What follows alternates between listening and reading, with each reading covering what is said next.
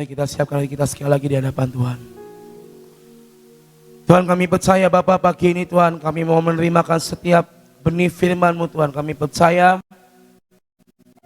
firman akan kami dengar itulah yang menguatkan hidup kami. Dan kami percaya Bapa buat kami hidup di dalam kebenaran firman Tuhan. Terima kasih Bapa, pimpin kami. Terima kasih Tuhan Roh Kudus, yang di dalam sekali berdoa dan mengucap syukur. Amin. Shalom, selamat pagi semuanya Bapak Ibu Saudara. Shalom ya, meskipun tadi rintik-rintik hujan tapi kita tetap ada di tempat ini berkumpul bersama ya. Pagi ini kita mau sama-sama belajar Bapak Ibu Saudara, apa yang saya dapat. Kita akan buka dari Markus pasal yang keempat ayat 35 sampai ayat yang ke-31. Markus pasal yang keempat ayat 35 sampai 31. Perikopnya dikatakan angin ribut diredakan ya. Ayat 35, pada hari itu waktu hari sudah petang, Yesus berkata kepada mereka, marilah kita bertolak ke seberang. Mereka meninggalkan orang banyak itu lalu bertolak dan membawa Yesus beserta dengan mereka dalam perahu di mana Yesus telah duduk dan perahu-perahu itu lain juga menyertai dia. Lalu mengamuklah taufan yang sangat dahsyat dan ombak menyembur masuk ke dalam perahu sehingga perahu itu mulai penuh dengan air. Pada waktu itu Yesus sedang tidur di buritan di sebuah tilam. Maka murid Yesus berkata membangunkan dia dan berkata kepadanya, Guru, engkau tidak peduli kalau kita binasa. Ia pun bangun menghardik angin itu dan berkata kepada danau itu, diam, tenanglah. Lalu angin itu reda dan danau itu pun menjadi teduh sekali. Lalu Yesus berkata kepada murid-muridnya, mengapa kalian begitu takut? Mengapa kalian tidak percaya? Mereka menjadi sangat takut dan berkata seorang kepada yang lain, siapa gerangan orang ini sehingga angin dan danau pun taat kepadanya. Judulnya hari ini adalah tentang pemeliharaan Tuhan, Bapak Ibu Saudara. Tadi kita sudah baca story singkat dari di mana Tuhan meredakan angin ribut, ombak dan taufan ketika mereka sedang berlayar. Ayat pasal yang keempat, ini adalah ayat-ayat yang pasal-pasal yang awal ketika Yesus dalam kitab Markus sudah memilih murid-muridnya. Dan hari itu Yesus mengajak murid-muridnya dan beberapa orang lain untuk berlayar. Dan seketika itu datanglah angin ribut dan Tuhan mengadakan mukjizat lagi. Tetapi hari itu poinnya adalah ketika murid-muridnya seraya atau seakan-akan tidak percaya bahwa ada Sang Juru Selamat yang berkuasa atas bumi dan segala isinya, atas udara, laut dan segala macamnya, yang bisa mengadakan mukjizat. Dikatakan kan, mengapa kalian menjadi takut? Mengapa kalian menjadi orang yang tidak percaya? Kadang Bapak Ibu Saudara, kita ini menjadi seperti murid-murid Tuhan yang istilahnya kita udah dicekokin firman Tuhan. Kita dicekokin dengan kesaksian mukjizat terjadi. Tetapi kadang ketika peristiwa itu kita alami sendiri dalam pribadi kita, itu membuat kita menjadi goyah, saudara. Murid-murid Tuhan melihat mukjizat yang terjadi sebelum Yesus meredakan angin taufan di 3 pasal sebelumnya. Mereka melihat Yesus mengadakan mukjizat dengan luar biasa. Menyembuhkan orang kusta, membangkitkan orang lumpuh, mengubah air menjadi anggur, mengusir roh-roh jahat, membuat orang yang sakit disembuhkan. Murid-muridnya melihat sebelum pasal 4 ini banyak peristiwa atau mukjizat yang terjadi yang Yesus kerjakan. Tetapi tiba-tiba di pasal yang keempat ayat 35 sampai 41 tadi, seakan-akan itu mengubahkan pandangan murid-muridnya kepada Yesus. Mereka melihat Yesus menyembuhkan orang kusta, mereka melihat Yesus membangkitkan orang lumpuh. Apa kurang tanda itu bagi murid-muridnya? Apakah kurang yang namanya pemeliharaan Tuhan, pemeliharaan Yesus buat orang-orang yang ada di dekatnya? Yesus tidak pandang bulu menyembuhkan semua orang. Bukan cuma yang terdekat, tetapi semua orang yang mungkin Tuhan gak kenal, Yesus gak kenal, dia sembuhkan. Dan murid-muridnya melihat itu terjadi padahal di 3 pasal sebelumnya. Tetapi hari itu, sore itu, malam itu, ketika angin ribut datang, ketika kapalnya mulai bergoyang-goyang, banyak air yang masuk. Mereka menjadi takut dan mereka bilang kepada Yesus yang sedang tidur, "Guru, apakah engkau mau melihat kami binasa?" Yesus, ini kita udah hampir tenggelam nih Yesus, kok kamu malah tidur? Kalau mungkin istilah sehari-hari, kenapa kamu malah tidur Yesus? Padahal ini kapal ini udah goyang, air ini udah banyak yang masuk, kalau kita tenggelam dan kita mati ini gimana? Mungkin itu yang ada dalam perasaan murid-muridnya waktu itu. Tetapi dengan tenang Yesus terbangun dan dia bilang kepada angin ribut, "Diam dan tenanglah." Maka seketika itu mukjizat terjadi. Itu mukjizat yang kembali dilihat oleh murid-muridnya. Dan Yesus mungkin agak sedikit gemes kali ya. Kenapa kalian takut? Kenapa kalian menjadi tidak percaya? Tuhan akan memelihara anak-anaknya, murid-muridnya, dan umat-umatnya. Bagi barang siapa yang percaya kepada Dia. Kita sudah mendeklarasikan Mazmur 91, mungkin udah ratusan hari kita sudah mendeklarasikan ini setiap pagi. Itu adalah bukti bahwa Tuhan memelihara kita, Bapak Ibu Saudara.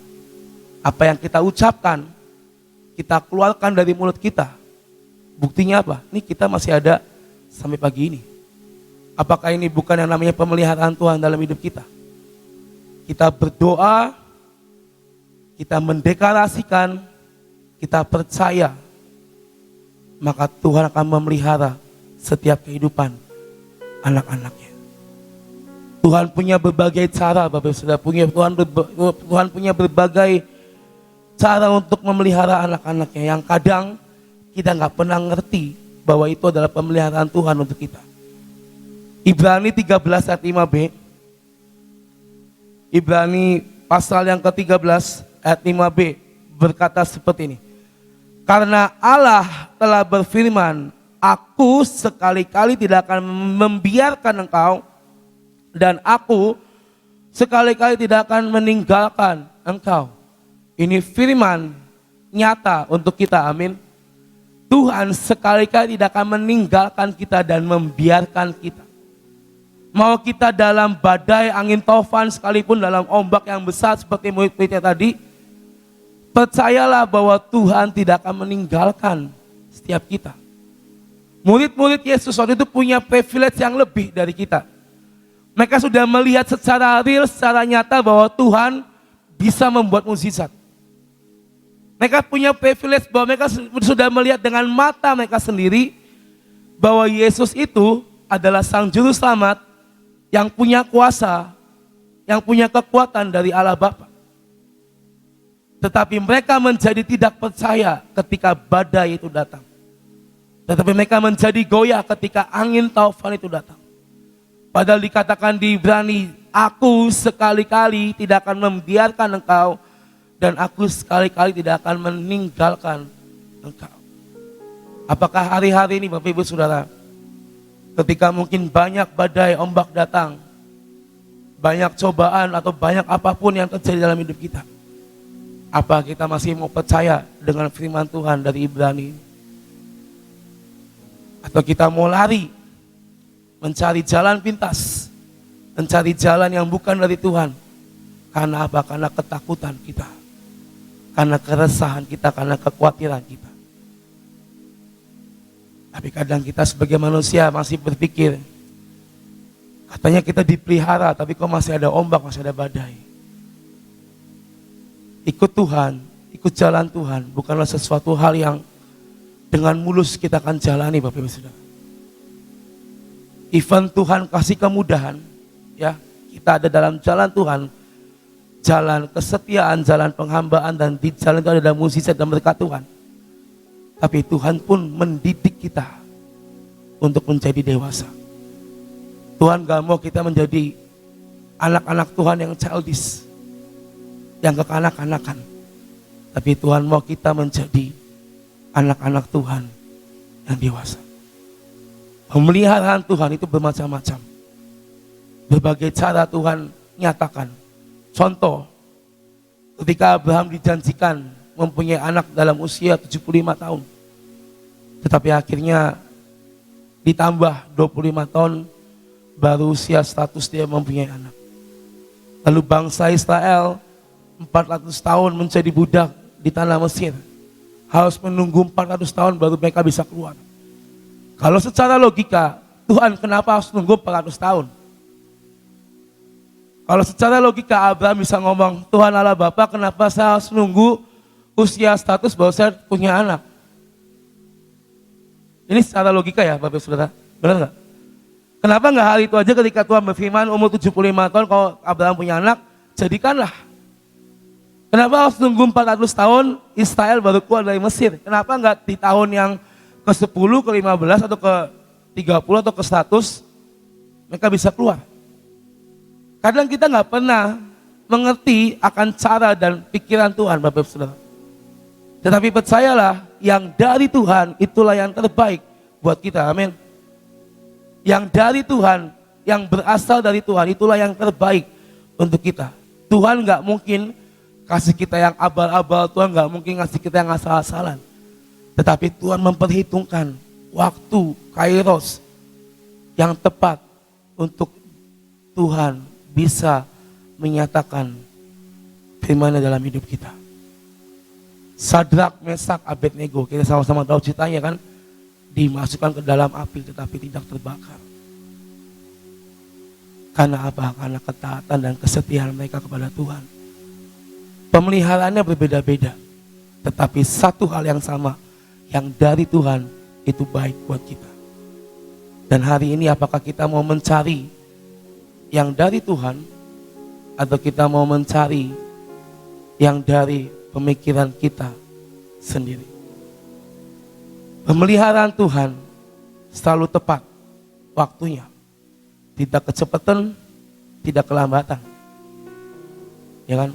Pertolongan Tuhan selalu tepat. Ada lagunya kan, waktu Tuhan pasti yang terbaik. Pokoknya yang dari Tuhan itu adalah yang tepat untuk kita. Sekarang saya mau nanya, kenapa kita diciptakan? Ini manusia diciptakan di hari yang ke-6. Ini pertanyaan yang gampang. Ketika saya dapat perikop ini, saya mikir, iya ya, kenapa Tuhan nggak diciptain di hari ke-5 itu kan angkanya bagus, 5 kan anugerah ya kan, atau 3 gitu kan. Tapi ketika saya pelajari, Tuhan itu yang tadi tidak kecepatan, tidak kelambatan, tapi dia tepat. Dia menciptakan semua bumi segala isinya supaya kita bisa menikmati ketika manusia itu datang ke dunia. Tuhan menyediakan semuanya untuk kita supaya kita bisa menikmati pemeliharaan Tuhan bagi hidup kita. Pagi ini ada 2 poin bentuk pemeliharaan Tuhan yang bisa kita pelajari. Yang pertama, kita mau sama-sama buka dari Matius pasal yang ke-6 ayat 30.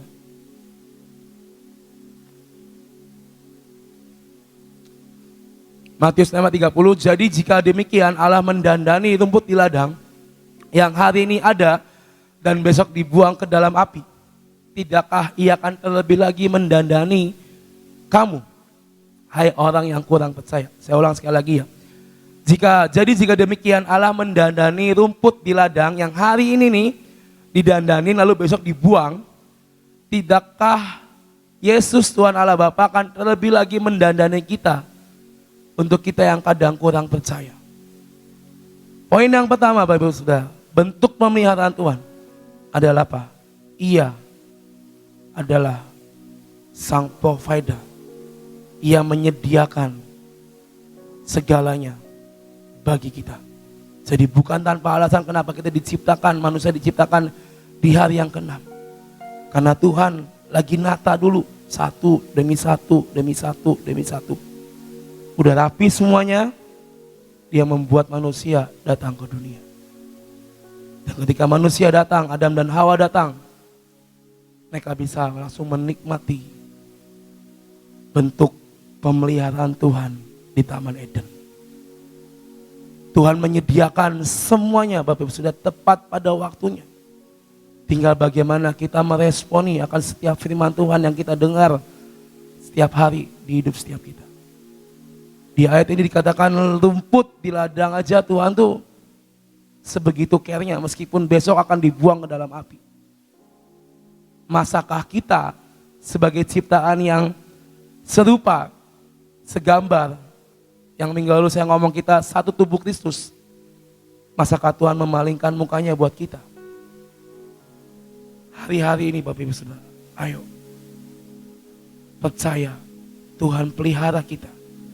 Tuhan menyediakan semuanya tepat pada waktunya. Ombak datang, angin datang, itu masalah yang biasa. Kita sama-sama tahu bahwa di dalam Tuhan ada kuasa yang terjadi. Jangan kita menjadi murid-murid Yesus yang notabene melihat dengan mata kepala sendiri, tetapi masih tidak percaya bahwa ada Sang Mesias bersama mereka. Maka pagi hari ini Bapak Ibu Saudara, ayo. Yang pertama, kita harus tahu betul, sadar betul Tuhan menyediakan untuk kita. Lalu yang kedua, kita buka dari Matius 6 pasal yang ke-25, mundur 5. Nah, yang A, karena itu aku berkata kepadamu, janganlah khawatir akan hidupmu, akan apa yang hendak kamu makan atau minum, dan janganlah khawatir pula akan tubuhmu, akan apa yang hendak kamu pakai. Bukankah hidup itu lebih penting daripada makanan, dan tubuh itu lebih penting daripada pakaian? Hal yang kedua Bapak Saudara, Tuhan menjamin kita sampai nanti Yesus datang yang kedua kali. Dari kita lahir sudah dicatatkan, sudah digoreskan pena kehidupan di surga, di dalam kitab kehidupan atas nama Indra Pratama. Dari indra kecil sampai nanti Tuhan datang akan terjadi apa itu sudah digariskan.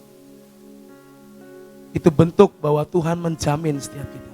Jadi kita sudah nyanyi, jamin kami Tuhan di lembah penentuan. Saya pernah sharing bahwa waktu-waktu yang ada, waktu-waktu yang kita jalanin, anggaplah itu menjadi waktu-waktu terakhir kita untuk Tuhan. Supaya apa? Supaya kita nggak bersantai-santai. Supaya kita nggak bermalas-malasan. Anggaplah setiap waktu yang kita miliki di dunia ini menjadi extra time atau waktu-waktu terakhir kita bersama dengan Tuhan. Supaya apa? Supaya kita gaspol. Supaya kita terus maju di dalam Tuhan. Ketika Tuhan berkata, aku nak yang menjamin engkau, jangan kamu khawatir, jangan kamu khawatir.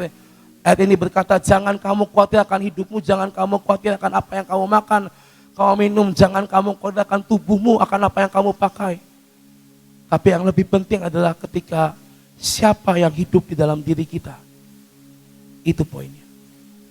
Ketika kita menaruh Tuhan, maka Tuhan akan menjamin setiap kita. Tuhan memelihara kita. Tadi saya katakan kita sudah mendeklarasikan Mazmur 91 setiap hari. Itulah bentuk iman kita, percaya kita akan pemeliharaan Tuhan, akan perlindungan Tuhan. Dan hari ini Tuhan menjamin. Jadi jangan pernah kita khawatir, jangan pernah kita ragu. Saya kalau misalnya agak sedikit mulai overload, ya kan? Setiap manusia itu pasti kadang overload, saudara. Kadang udah penuh, ya kan? Ini udah penuh banget. Kadang tuh mulai ngerasa goyang sedikit kan. Saya cuma ingat gini. Ketika saya mulai ngerasa jenuh, saya mulai ngerasa penuh, saya cuma satu hal yang saya ingat, ini cara saya untuk saya bisa mengingat kembali akan pemeliharaan Tuhan. Saya cuma ingat gini, kalau Tuhan gak sayang sama saya, mungkin saya gak ada setiap pagi. Mungkin saya bangun tidur udah gak ada. Saya bangun tidur masih bisa bernafas, ini bentuk pemeliharaan Tuhan dalam hidup saya. Kita kan sama-sama tahu umur itu semua di tangan Tuhan, gak ada yang pernah tahu. Kemarin saya melihat ada sebuah perikop di online, jadi ada suami si artis yang tiba-tiba meninggal lagi duduk di meja makan. Duduk diem gini, langsung gak ada. Lagi duduk biasa, cuma senderan di meja, lalu dipanggil pulang. Kalau kita masih ada sampai pada pagi hari ini, itu bentuk pemeliharaan Tuhan, itu bentuk jaminan Tuhan di hidup kita, amin. Jadi pagi ini Bapak Ibu Saudara, Ingat, Tuhan memelihara kehidupan saya dan juga Bapak Ibu semua. Dia tidak akan pernah membiarkan kita tergeletak. Dia tidak akan pernah membiarkan dan meninggalkan setiap kita. Jadi pagi hari ini ayo terus paksakan daging kita untuk kita percaya dan melakukan setiap firman Tuhan. Bukan cuma menjadi pendengar, tetapi jadilah pelaku firman. Karena inilah yang dikehendaki Tuhan atas hidup kita. Yang pertama, Tuhan menyediakan bagi kita. Yang kedua, Tuhan menjamin setiap kita. Inilah bentuk pemeliharaan Tuhan yang nyata bagi hidup setiap kita. Saya percaya biar firman ini bisa memberkati kita semua. Ayo kita bersama-sama, kita bergandengan tangan menggenapi apa yang Tuhan firmankan dalam hidup setiap kita. Terima kasih, Tuhan berkati kita semua. Baik kita, saudara percaya bahwa Tuhan itu akan memeliharakan kita. Tetapi kita tahu bahwa sekalipun Tuhan itu memeliharakan kita, sekalipun Tuhan tidak pernah meninggalkan kita, apakah kita nggak pernah mengalami persoalan? Tetap mengalami persoalan. Cuman Tuhan selalu menyertai kita di dalam segala perkara. Saudara, pada saat tadi Indra Bom itu menyampaikan firman, saya dengerin ya. Setelah itu Tuhan mengingatkan akan satu peristiwa ya. Bagaimanapun juga setiap orang itu punya yang dinamakan pengalaman. Pengalaman bersama dengan Tuhan ya. Ini terjadi, saya masih teringat pada saat sekitar tahun 2000-an ya. Nah, saat itu Sofi sedang baru lulus SMA. Dia merindukan pengen sekolah di Kanada. Nah, sekarang kita sebagai orang tua, anak kepengen sekolah di Kanada. Kan kita harus pikir sekolah di sana itu tidak murah ya. Saya mulai perhitungkan dan ternyata kalau untuk uang 1 tahun ya itu nggak cukup, duitnya nggak ada ya. Karena pada saat itu Gracia sedang banyak butuh akan biaya, semua pelayanan butuh akan biaya. Sekalipun saya kerja jadi notaris, tapi bagaimanapun juga persoalan itu ada, karena pada saat itu keadaan suami saya juga badannya lemah ya.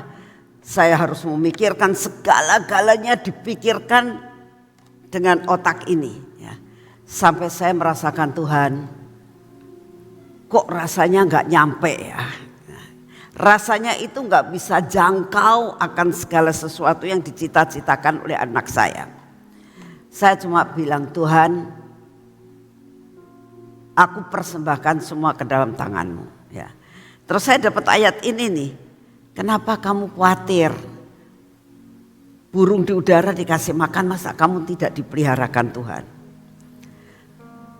Firman sih luar biasa ya. Cuman menghadapi hari demi hari itu gak semudah kata-kata. Saya katakan, Tuhan, aku percaya Tuhan akan cukupkan hari demi hari. Lalu saya itu cerita, saya nggak bisa cerita sama siapa-siapa. Kalau saya misalnya cerita sama anak-anak buah saya, lah ya pemimpinnya saja begitu, anak buahnya bagaimana? Jadi saya tidak berani. Satu-satunya saya itu curhatnya sama Pak Yusak. Ya. Saya telepon Pak Yusak, terus saya bilang, ini Sofi pengen sekolah di Kanada, saya uangnya nggak ada, nggak cukup uang saya bilang gitu. Terus kata Pak Yusak ngomong begini, kenapa kamu khawatir? Anak itu milik siapa? Miliknya Tuhan. Kamu miliknya siapa? Miliknya Tuhan. Kalau kamu saja sebagai seorang ibu memperhatikan anakmu, masakan Tuhan gak memperhatikan kamu? Iya ya, saya bilang, wis percaya saja. Lalu Pak Yusak itu benar-benar sebagai seorang bapak, kamu punya uang berapa? orang sekolah itu kan setiap bulan kamu kirim. Kan tidak kamu harus menyediakan uang itu 1 tahun. Gak usah takut, jalani saja. Jalani saja. Itu Tuhan akan buka jalan. Itu yang saya selalu katakan kepada Tuhan, aku mau jalani Tuhan, aku mau jalani Tuhan, aku mau jalani. Nah, tapi anehnya setiap kali Tuhan itu cukupkan, ya. Bulan demi bulan Tuhan cukupkan. Tuhan bisa atur, misalnya, oh ini saya dapat uang segini, tak beliin dolar dulu, saya kirimkan dia, ya. Terus dikirimkan setiap kali ngirim uang, ya. Ngirim uang setiap kali ngirim uang, tapi tidak bisa golong-golong, bisa satu bulan itu kurang lebih untuk semuanya itu hampir 1.000 sampai 1.500. Ya. Nah, itu harus disediain, kalau tidak anak itu nggak bisa makan. Nah, untuk itu saya nggak punya uang misalnya langsung ngasih 5.000, ini kurang lebih untuk 3 bulan, gak bisa saudara. Tapi hari demi hari, bulan demi bulan, sampai anak itu lulus. Nah, suatu saat waktu saya ke sana, saya melihat waktu itu winter ya, dia harus pergi sekolah, naik kendaraan bus ya, dengan membawa barang-barang, karena seorang arsitek itu kan bawa barang ini, bawa kertas, bawa ini. Saya tuh mikirin, kasihan ya bocah Gia gitu. Terus dalam benak saya pikir, pengen beliin mobil ya. Tapi uangnya juga gak ada untuk beli mobil.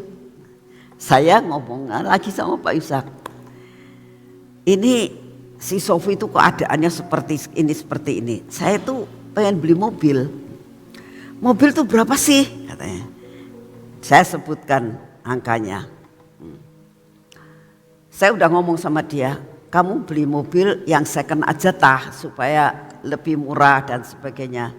Tapi Tuhan ngomong, nak beliin baru. Aduh, beliin baru ya. Lalu saya pikir, iya ya, dia anak perempuan. Lalu sendirian ya, gak punya saudara di sana. Kalau mogok di jalan gimana? Saya pikir, oh ya sudahlah. Tuhan ngomong baru, tapi gak ada duitnya. Tiba-tiba Pak Yusak tuh ngomong begini, aku punya uang, kamu tak pinjemin dulu, tapi kamu mesti bayar. Ya iyalah, kalau uang utang masa gak bayar, saya bilang. Saya tuh dikasih uang sama Pak Yusak. Jadi uang itu dikirimkan ke sana buat beli mobil. Terus saya bilang, Tuhan, aku ini utang sama Pak Yusak loh Tuhan. Tapi saudara tahu, dalam jangka waktu 3 bulan langsung saya itu bisa bayar. Tuhan memberkati luar biasa. Jadi inilah yang dinamakan pemeliharaan Tuhan ya. Jadi kalau Tuhan katakan memeliharakan, itu bukan berarti langsung jerak Tuhan kasih uang gelodongan gitu ya. Tapi Tuhan itu mengajar kita dengan percaya, beriman kepada Dia. Tuhan pasti tolong tepat pada waktunya ya. Dan kalau saya melihat akan cara Tuhan mulai mengatakan begini pada saya, kamu aja memperhatikan anakmu, masakan sih aku tidak memperhatikan engkau. Itu kata-kata daripada Pak Yusak selalu teringat. Wong, kamu aja perhati anak kamu kok, masa Tuhan gak memperhatiin kamu? Biarlah moto ini ada dalam hidup kita. Kita saja memperhatikan anak kita ya. Yang kadang-kadang anak kita juga suka tidak bisa menyenangkan hati kita. Toh kita tetap perhatiin. Masakan Tuhan itu yang sudah mati buat saudara dan saya tidak mau memperhatikan kita. Percayalah, Tuhan memeliharakan saudara dan saya. Amin. Yuk kita berdoa. Bapa, kami mengucap syukur untuk segala sesuatu firman-Mu. Kami mengucap syukur Tuhan, hari ini adalah Purim Tuhan. Kalau kami melihat akan apa yang dialami bangsa Yahudi saat itu, dalam sekejap Engkau dapat melakukan pembalikan keadaan. Kami percaya dalam keadaan kepepet sekalipun Tuhan, kami tetap percaya pemeliharaanmu tetap setia dan tidak pernah berubah. Terima kasih, biarlah sebentar sore Tuhan kami mau merayakan Purim bersama-sama. Biarlah apa yang menjadi persoalan kami, Engkau menolong kami seperti Engkau membalikan telapak tangan. Bagimu tidak ada barang yang mustahil. Bagimu itu terlalu amat sangat mudah untuk menolong kami. Karena Engkau ialah yang memiliki kami, memiliki langit dan bumi. Kekuasaanmu tidak terbatas. Terima kasih untuk kasih setiamu ya Bapa. Saat ini kami tetap berdoa, biarlah Engkau yang akan menolong dan memberkati. Hadirlah di tengah-tengah kami sebentar sore. Kami mau masuk Purim Tuhan. Dan begitu kami masuk Purim, kami percaya Engkau akan melakukan mukjizat buat kami. Terima kasih untuk semuanya. Saat ini kami datang di hadapan-Mu ya Tuhan. Kami tetap mau berdoa buat bangsa dan negara kami. Engkau buat lawatan Tuhan buat setiap pulau-pulau di Indonesia. Kami minta di dalam nama-Mu, biarlah kuasa-Mu disempurnakan. Kami berdoa buat tim Sulawesi Utara yang akan berangkat sebentar sore. Kau berkati sampai semua rencana-Mu harus terlaksana buat Sulawesi Utara. Terima kasih untuk semua dan semuanya ini ya Tuhan. Saat ini kami datang di hadapan-Mu. Biarlah lawatan tuaian terjadi. Kami berdoa untuk keadaan cuaca yang saat ini tidak menentu. Engkau memberkati perjalanan pesawat yang dipakai. Engkau tolong Tuhan, selamat pulang dan pergi. Terima kasih untuk semuanya. Kami berdoa saat ini ya Tuhan. Biarlah Engkau yang mengendalikan cuaca di dunia ini. Kau mengendalikan cuaca di Indonesia. Sampai Indonesia penuh dengan keamanan yang daripada-Mu. Terima kasih Bapak, terima kasih Tuhan Yesus, terima kasih Tuhan Roh Kudus. Dan saat ini kami datang di hadapan-Mu. Kami mau menerima daya tahan tubuh yang daripada-Mu. Setiap pagi kami minta daya tahan tubuh yang baru Tuhan. Untuk berlaku dalam hidup kami. Sehingga ada daya tahan tubuh yang luar biasa. Apapun keadaan endemi yang saat ini masih ada. Kami percaya semua virus tidak akan berani mendekati kami. Disebabkan karena dalam tubuh kami ada daya tahan tubuh yang dari surga. Terima kasih untuk kasih setiamu. Di dalam nama Tuhan Yesus. Mari kita masuk dalam pengurapan.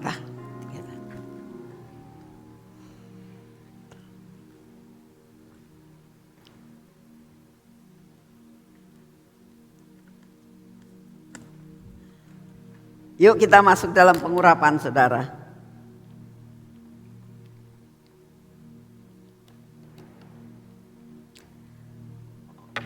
Bapak, kami tahu setiap hari kami butuh pengurapan baru. Karena di dalam pengurapan kuasa-Mu nyata dalam hidup kami. Dalam nama Tuhan Yesus, biarlah pengurapan ini memasuki akan hidup kami. Memasuki akan mata kami, telinga kami Tuhan. Dan bibir mulut kami, serta hati kami. Biarlah penguasaan yang berasal daripada-Mu turun atas indera-indera kami. Lepaskan kami daripada keraguan-raguan. Lepaskan kami daripada ketidakpercayaan kami.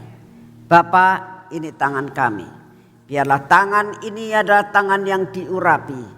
Tangan yang penuh dengan pengurapan yang daripada-Mu. Sehingga apa yang kami kerjakan hari ini bersama dengan Engkau selalu mendatangkan suatu berkat yang berkelimpahan. Biarlah kaki kami pun Tuhan berjalan dalam jalan yang sudah Engkau tentukan.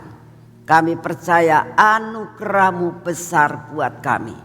Segala perkara kami tahu Kami akan lakukan semua oleh karena anugerah-Mu yang luar biasa. Terima kasih Tuhan untuk penyertaan pada hari ini. Sepanjang hari ini kami tahu hidup kami akan berhasil. Engkau akan membuat kami mengalami Purim pada hari ini. Di dalam nama Tuhan Yesus Kristus. Amin. Selamat pagi, Tuhan memberkati saudara semuanya.